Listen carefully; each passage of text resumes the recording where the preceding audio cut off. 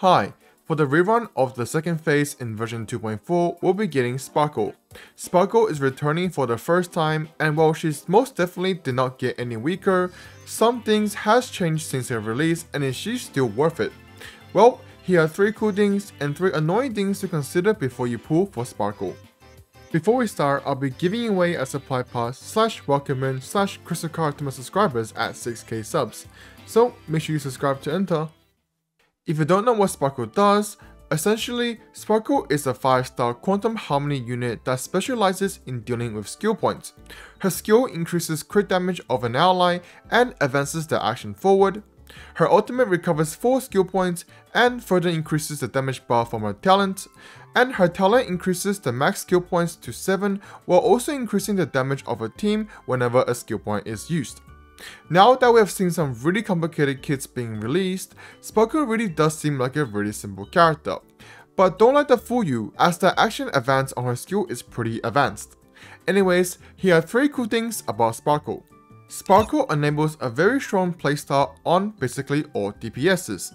One of the key selling points of Sparkle is that if you build her really fast, you can kinda make her the speed boots of your DPS. Due to her action advance on her skill, if your DPS is not abysmally slow or did not just have a turn, you can basically always guarantee to make your DPS have the very next turn. Together with the ability to now go offensive boots on your DPS and her own buffs with a permanent uptime due to her skill spamming, Sparkle can make most DPS hit even harder. In addition to her incredibly strong buffs and action advance, Sparkle also manipulates skill points to make teams much more strong and, more importantly, much more comfy, as there's no more worrying about if you have the skill points to do this or that. With a 7 max skill points and 4 gain on her ultimate, a lot of skill point management gets thrown out the window. But with that being said, units that specifically need a lot of skill points like D-Heal or Jingzue, Sparkle has become a must-need teammate for them, as she is the only one to enable such playstyle comfortably. And since this is a rerun, those that already have a copy of her can look to get her Lycorn or E1/E2, as those are really strong upgrades for her. Her Lycorn gives a huge steroids of crit stats for all allies. Her E1 is a massive attack buff, with E2 giving one of the best buffs in the game being defense ignore. So if you're planning to vertically invest into a team with Sparkle, these are not a bad idea.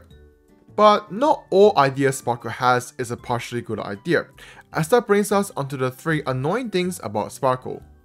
If you're not planning to build or do not have the characters that Sparkle can buff, she turns out to be quite the average unit.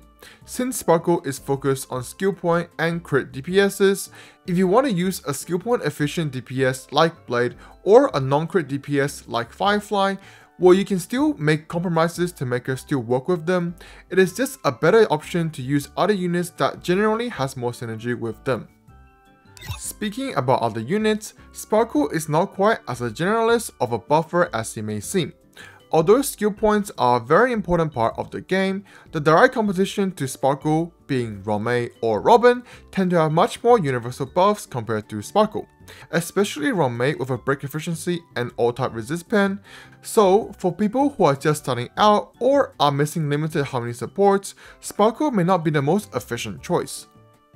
Another annoying thing is that if your whole team comp is centered around Sparkle, since she doesn't really have any defensive capabilities, if she does get crown control like disabled and such, it can really screw up your game plan, such as missing a turn or 2 of your DPS.